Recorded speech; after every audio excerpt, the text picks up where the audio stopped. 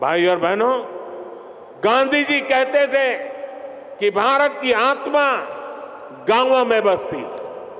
विकसित भारत के निर्माण के लिए भारत की ग्रामीण अर्थव्यवस्था का सशक्त होना जरूरी है।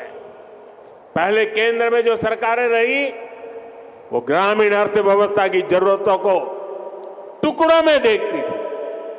हम गांव के हर पहलू को प्राथमिकता देते हुए काम को आगे बढ़ा रहे हैं। हमारा फोकस है छोटे किसान का जीवन कैसे बेहतर हो। हमारा फोकस है पशुपालन का दायरा कैसे बढ़े। हमारा फोकस है पशुओं का स्वास्थ्य कैसे बेहतर हो। हमारा फोकस है गांव में पशुपालन के साथ ही मछली पालन और मधुमक्खी पालन को कैसे प्रोत्साहित किया जाए।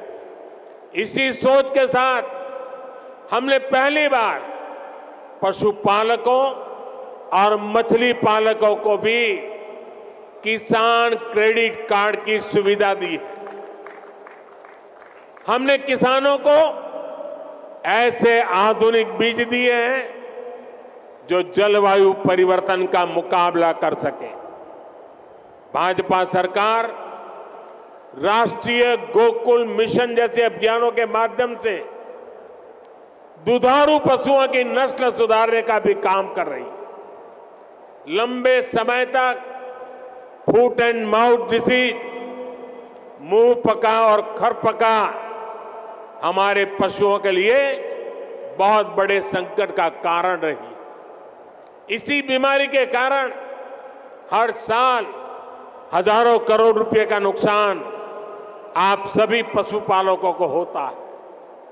इसकी रोकथाम के लिए केंद्र सरकार ने पूरे देश में एक मुफ्त टीकाकरण अभियान चलाया।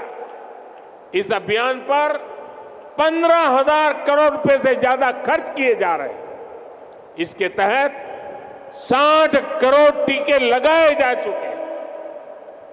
हम 2030 तक फुट एंड माउथ डिसीज को जड़ से खत्म करने के लिए काम कर रहे हैं। साथियों, पशुधन की समृद्धि के लिए कल हमारी कैबिनेट की मीटिंग थी। कल जरा कैबिनेट मीटिंग हमने देर रात की थी और कल भाजपा सरकार ने कैबिनेट में बड़े महत्वपूर्ण निर्णय लिए। नेशनल लाइवस्टॉक मिशन में संशोधन करके देसी नस्ल की प्रजातियों को बचाने के लिए नए उपायों की घोषणा हुई है।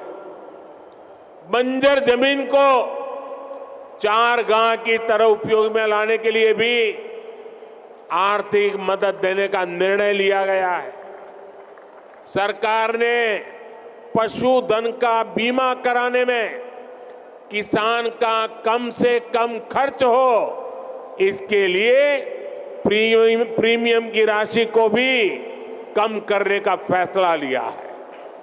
ये फैसले पशुओं की संख्या बढ़ाने, पशुपालकों की आय बढ़ाने में और मददगार साबित होंगे।